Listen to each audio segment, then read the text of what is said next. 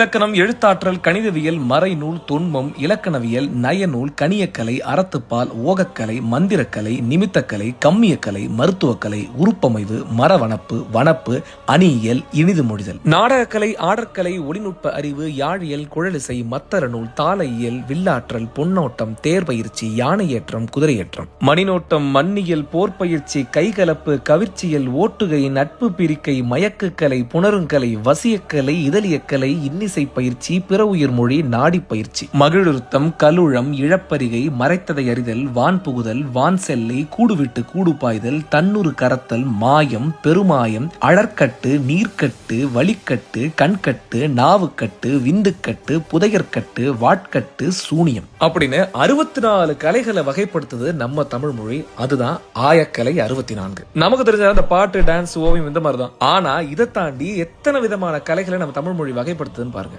இந்த காணொலியை கண்டிப்பா உங்க நண்பர்களுக்கு பகிருங்க. தமிழை சொல்லிக் கொடுங்க.